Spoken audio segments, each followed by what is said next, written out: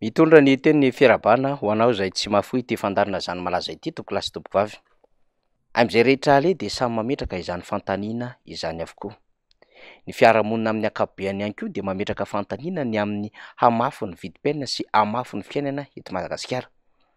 De misy ny manam-pepy sy manao tsindriazana ny fisainan'ny malagasy sasany zay mba mitaraina eny anivon'ny fiarahamonina eny amin'ny hoe fa nga misy fiainana midiny zany fa lanja miakatra amin'ny fiainana. Ka inona ary nefa no ilaina ny mpitondra fanjakana raha ohatra ka tsy hanamora sy hanatsara ny fiainan'ny fiarahamonina. Androany dia andro iraisam-pirenena ho an'ny zon'ny mpanjifa. Ny atao hoe mpanjifa de rehetra zay olom-pirenena miaina ka afaka manao fifanakalozana ara-barotra ary afaka ihany koa manjifa ireo entana rehetra zay aseraina eny anivon'ny tsenina ny varotra rehetrarehetra rehetra eny. Ho an'ny eto Madagasikara dia sokajiana ho mpanjifa avokoa na ho an'ny vahoaka entina na ho an'ny mpitondra fanjakana ary tsy misy ivelan'ny mpanjifa na izy na iza. Dikan'izany de manana zo arovana ao anatin'izany. Eny na io mpitondra fanjakana zay manana fahefana sy vola sy voninahitra amin'ny tantana firenena io aza dia ao anatin'izany fanjifana izany avokoa. Na ny mpivarotra zay mivarotra entana ary na ny mpanafatra sy mpanondrana dia mpanjifa avokoa zany rehetrarehetra izany. Maika moa fa ny vahoaka tsotra olom-pirenena madinika dia mpanjifa izany rehetrarehetra izany.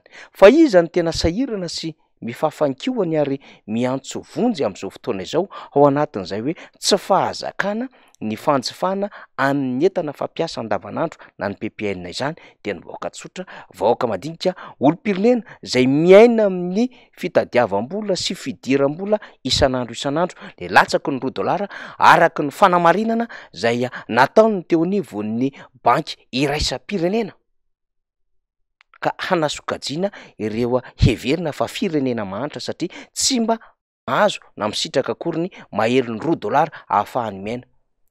$2 izany raha ohatra ka ataony kajy ho an'ny vola malagasy de zara raha misy 7 isanandro. Kanefa rehefa tenenona ny karama ny sarakatsà, rehefa tenenona reo karama azo andavanandro amin'ny fivezivezena amin'ny lolo entana, azo avy amin'ny alalan'ny sasalamba, azo avy amin'ny alalan'ny fanosehana kalesa sy ireo asa madinika samihafa dia zara raha misy 5,000 no azon'ny vahoaka malagasy.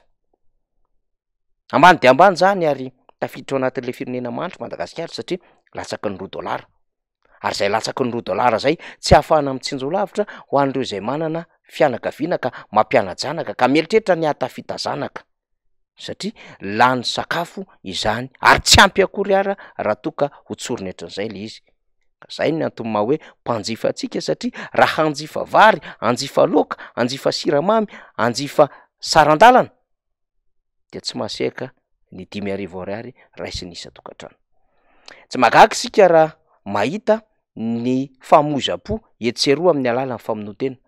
Tsy magaga raha mahita amin'ny alalan'ny fisolokiana sy ny halatra zay mahazo vana ho an'ny eto Madagasikara ary tsy magaga ny mahita an'ireo fitsoahana mivoaka ny ty Madagasikara ity satria mahatsiaro ny amin'ny hoe tsy mety tsy mahavelona ary tsy mahasambatra intsony nipetraka eto Madagasikara. Madagasikara zay ndreriavana fa anisan'ireo paradisa kely ety amin'ny ranomasimbe indiana.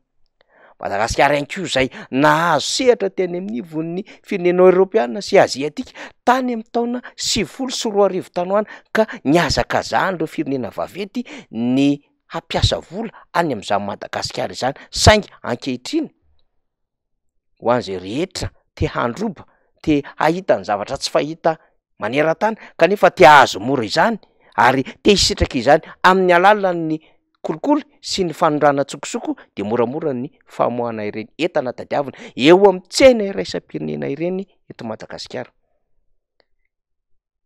Raha tsorina aminao dia eto Madagasikara no hita avokoa ireo kojakoja fampiasa voalohany matière première tadiavin'ny tsena iraisam-pirenena na eo amin'ny resaka industriel. Raha hazavana aminao ihany koa eo amin'ny tontolon'ny famokarana de mbola tsena tadiavin'ny sehatra iraisam-pirenena i Madagasikara satria mbola misy atapitrisany hektara velarantany azo amokarana eto Madagasikara. Ary raha tsorina aminao dia mbola tsy anisan'ireo firenena zay tena mpanimba sy mpandoto tontolo iainana be i Madagasikara raha ny eny amin'ny habakabaka no resahana. Reo tsena tadiaviny sehatra iraisam-pirenena afaka 20 taona indrindrandrindra ny petrôla sy ireo fampiasa amin'ny fitaovana nokleara voalohany de mbola misy eto Madagasikara avokoa izany rehetrarehetra izany. Madagasikara raha teo de mbola vitsim-ponina satria 20 tapitrisa. Raha oharina amin'ny velaran-tany vitsy de vitsy izany. Raha mijery ny velaran-tany a Nigeria na mijery ireo velaran-tany amin'ny Côte d'Ivoire na Sénégal ary raha mandeha lavidavitra kokoa amin'ireo firenena zay heverina fa matanjaka any Eropa dia ngeza ny velaran-tany Madagasikara saingy ny tompony dia vitsy olona kanefa mantra ny mponina ao aminy. Izany tombony ara-ekônomika, tombony ara-boajanahary de tokony hositrahany vahoaka malagasy ao aminy ny fampandrosoana ny firenena. Iza moa no tokony hanao an'izany ny mpitondra fanjakana. Ravahantsika ny fotom-pisaina n'ireo vahoaka tsotra zay niezahana norerahana ara-piainana ary nobadona ny sainy tsy ahatakatra zava-tsarotra ka hoe ny fitantanana firenena de ho an'ny mpanao politika fa tsisy idiran'ny vahoaka. Lainga marivo totro zany mba tsy hahafahanao vahoaka mahafantatra ny fomba hitantanana ny firenena sy ny fomba hahafahana mamoaka anao ao anatin'ny fantrana ka mba tokony anankarena teo ireo vahoaka rehetrarehetra misitraka an'izany maneran-tany. Fa mila mahay sy mahafantatra ny politika ary mila miaina ny fomba fanaovana politika ny vahoaka malagasy amin'izao fotoana izao satria ny politika zay miainga voalohany amin'ny alalan'ny endriky ny fifidianana ka hanomezany ireo vahoaka ny fahefany ho an'ireo mpanao politika tokony hisitraka izany dia tombony lehibe ho azy satria ny programanasa hoentin'ireo mpanao politika ireny zay haka ny fahefana any amin'ny vahoaka no hanatsara ny fiainan'ny vahoaka malagasy rapitso rafaka pitso. Arak'izany lainga marivo tototra ny amin'ny hoe an'ny mpanao politika ihany ny fitantanana ny firenena fa neny vahoaka de ny miaina tsotra fotsiny ihany de ny mandohetra mifamadika ara ny zavatra tokony ho izy. Ny mpanao politika, ny mpitondra fanjakana no tokony atahotra ny vahoaka mpanjifa ary ny vahoaka mpanjifa no patron amin'ny mpanao politika sy ny mpitondra fanjakana. Ka izany patron zany mazava ho azy de mahay manara-maso ary tsy azo fitahana amin'ny fiainany isan'andro isan'andro. Ianao io ve efa nametraka fanontaniana ny amin'ny anjara andraikitrao eto amin'ity Madagasikara ety ka entinao ilazana fa maninona ny toy izao ny fiainanao sy ny taranakao. Ka raha mila mieritreritra ny vahoaka malagasy zay mieritreritra fa mpanjifa, mieritreritra ihany koa fa tompony ity Madagasikara ity ka tsy ho mpangatakatony intsony fa tena tompony mpanabe ary tompony manana ny anjara tandrify amin'ny fampandrosoana ity firenena ity de tsy ohatran'izao Madagasikara. Fa isika ilay nanaiky na ilikilika ny olom-pirenena zay nanaiky no badoina sy nanaiky nahidy ny vavany ary tsy nahetsika ny tongony ary tsy navela ahita sy ahafantatra ny marina ny masony sy ny sainy no tompon'ity firenena ity. Ny vahoaka arak'izany, ny olom-pirenena arak'izany no maso mandidy amin'izao Madagasikara izao.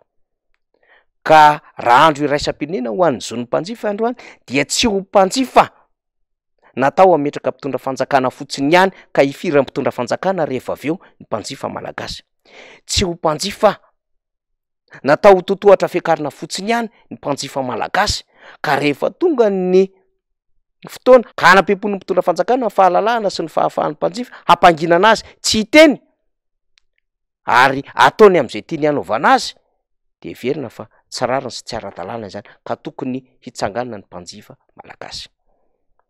Any amin'ny firenena mandroso dia ny fiakaran'ny mofo dopaina mampondraka ny vahoaka. Any amin'ny firenena mitovy any Afrika dia ny tsy fanekena ny fanesorana mpivarotra legioma ray tahaka n'izay nitranga tany Tunisie no nampihetsika ny vahoaka tany Tunisie ka na afaka hanibainina ali teo amin'ny fitondrana.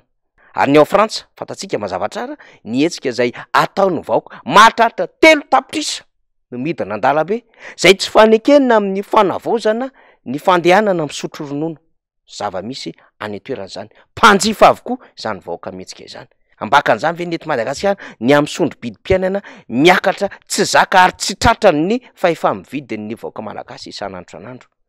Vary, siramamy, ronono, legioma samihafa, ny ciment, ny tôle hatramin'ny entana faran'izay majinika ary tsy ny heverina akory fa anana lanja eny anivon'ny fiarahamonina ny fihinanana azy dia tsy takabidy ary tsy andraisana vola majinika intsony izany zay nahazatra sy nahabotrabotra malagasy isa maraina mofo gasy sy ramanonaka dia tsy voavidy ankehitriny.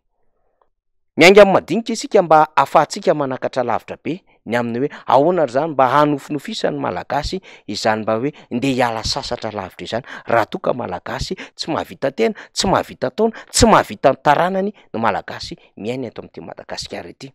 Dia iza zany no antenaina fa afaka hampandroso any Madagasikara raha toa ka izao.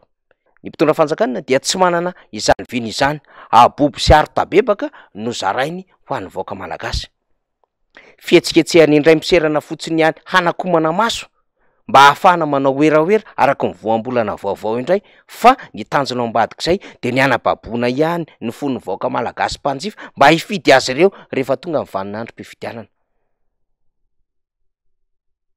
Nininy resaka izany tsika tamin'ity fandaharana androany ity satria efa mafy loatra ny zavatra mahazo ny vahoaka malagasy ankehitriny. Rehefa tena mandinika dia hoe efa tsy araky ny fomba fifampitondrany maha olombelona intsony, efa tahaky ny crime contre l'humanité ny zavatra iainan'ny vahoaka malagasy amin'izao fotoana izao, ka tsy afaka miaina amin'ny fandriampahalemana ara-dalàna, tsy afaka miaina amina fanabeazana zay tena tokony hositrahany vahoaka malagasy, tsy mahazo fahasalamana zay tena tokony maimaimpona ny vahoaka malagasy, tsy afaka misitraka fitateram-bahoaka zay tokony ahafaha mifamezivezy amina faritra rehetra ny vahoaka malagasy. Tsy manana asa ary kely vovokaina eo anatrehany fitadiavana izay eo arapaka isan'andro maraina atoandro hariva ny vahoaka malagasy, ka vahoaka malagasy zara fa mihinan-kanina hariva sisa, na zara fa mihinan-kanina maraina, na zara fa mihinan-kanina atoandro sisa ny vahoaka malagasy misy eto amin'ity Madagasikara ity. Na ny sakafo tafiditra ny kibony ary dia sakafo tsy ara-pahasalamana ary tsy zarizary intsony amin'izao fotoana izao.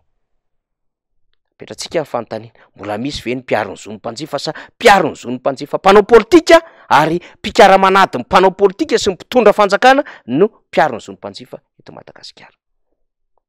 Raha tsisy mpiaro ny zon'ny mpanjifa, mpanjifa iza ary no afaka hitsangana ka hitondra tabatra tsy anaiky izao fanapotehana mpanjifa malagasy amin'ny endriny maro samihafa izao? Ary mbola hasokajiana fa olombelona ve no miaina eto amin'ity Madagasikara ity? Satria na ny fomba fiainao abibiana hamonoana ny mpiray tanindrazana amin'izay mety ho sotasotam-piainana sy tsy fananam-bola sy mety fitadiavam-bola aza dia efa tsy azo ny saina eritreretina intsony fa olombelona no mahavita izany. Na ny ray aman-dreny mivarotra zanaka ary lay fomba fiteny taloha ny amin'ny hoe ny zanaka mahafo ray aman-dreny fa ny ray aman-dreny tsy mahafo zanaka dia efa mifamadika izany satria mahafo zanaka ny ray aman-dreny mivarotra zanaka ny malagasy amin'izao fotoana izao araky ny fanadihadiana nataon'ny mpanao gazety iraisam-pirenena France 24. Tsy tiany mpitondra miaino an'izany kanefa tsy maintsy resahantsika satria andavanandrom-piainan'ny malagasy ankehitriny izany. Tsy maintsy resahana, tsy maintsy polina mba ho tonga saina mitondra fanjakana. Raha mbola mieritreritra fa ray aman-dreny ary azo mivaoaka ianterina hitantana hatrany ny firenena. Ny fandrindrehetra dia hoe ho ravany izao fampijaliana sy fanaparam-pahefana miopampana tsy mitsinjo ny mpanjifa izao, ka mba hametraka mpitondra vaovao ao aorianan'ny 7 sy 4 arivo ny vahoaka malagasy, mpitondra ahitsinjo azy, mpitondra ray aman-dreny ary afaka hitaridalina sy hananatra sy hanora azy ary azo ny anterana ny amin'ny taranany ao aoriana. Zany ny heverina fa mpitondra andrandraina sy ho andrasan'ny vahoaka malagasy mpanjifa. Tsara ty Madagasikara ity ary tsy misy Madagasikara mihoatra ty Madagasikara ity, ary tsy misy ihany koa malagasy mihoatra ny malagasy ho ity Madagasikara ity. Ny ankoatran'izay dia intérêt na hoe tombotsoa fotsiny ihany no hipetrahana eto Madagasikara, ka zay manan-karena zay mahazo harena dia mitsoaka miala Madagasikara. Ny tsy mahazo moa dia mbola mifikitra mitazona ny harena eto Madagasikara, zay mba tsisy sotrahan'ny vahoaka malagasy akory. Zany zava-misy, zany malaza, makasitraka tompoko lahy, makatelina tompoko vavy.